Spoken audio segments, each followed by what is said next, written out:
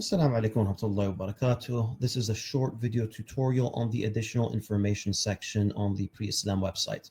The lessons, they do provide you with the most important information about pre-Islamic history, but for those of you that want to go deeper into Jahiliyyah and enjoy the learning experience to the fullest, I've got you covered.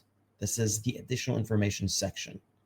Now, you're looking at the tribal relationships map. It's pretty self-explanatory. You click on one of these tribes and then you get some colors here indicating that the green, these are allies, and the red, these are enemies, and so on and so forth. And some of these, they're not really too popular at all. Like, for example, you got Banu Amr here.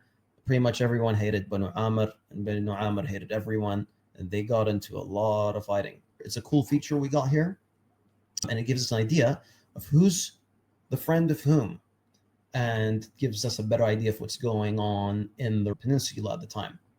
Carrying on, we move to the trees of the tribes.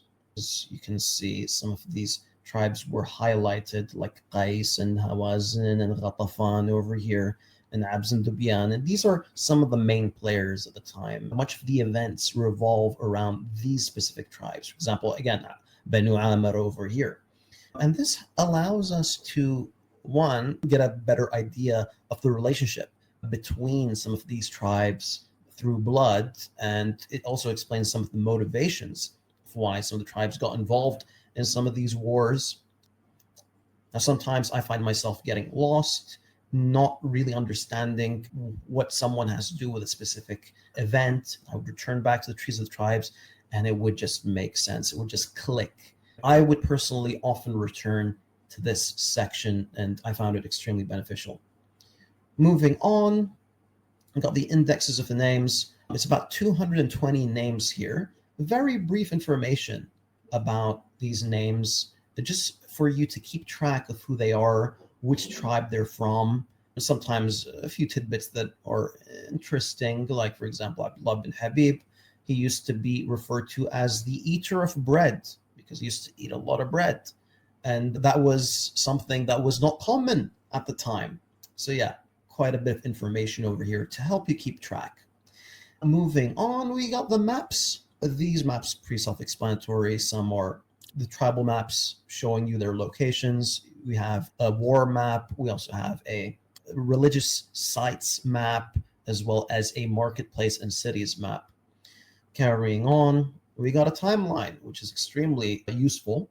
A lot of times we have events that we don't have a dating for. However, by returning to the timeline, we can conclude that this occurred before that. So when we have Amr bin Hind over here, we find events occurring between Amr bin Hind and Amr bin Kulthum, for example. I don't want to provide any spoilers, but those events, they would naturally occur before the battle that occurred after the time of Nu'man bin Mundhar, which occurred over here. So that provides us with a chronology. It gives us an idea of when these specific events occurred. Carrying on, we got the list of battles, around 70 battles here, starting off with who was victorious, who led the army, who was the defeated army, who were they led by, the reason for the battle, which is often quite entertaining, what are the main losses, including like who was killed and whatnot, and where did these battles occur. This section is also very beneficial. It gives you a more complete understanding of the lore and the motivations for these tribes and why they went to war with one another, and so on and so forth. Hope you guys enjoyed this video. Feel free to make use of this as much as you can. This specific section, in my opinion, is one of the most important sections in the course. I'll catch you guys in the next one. Assalamu alaikum wa rahmatullahi wa barakatuh.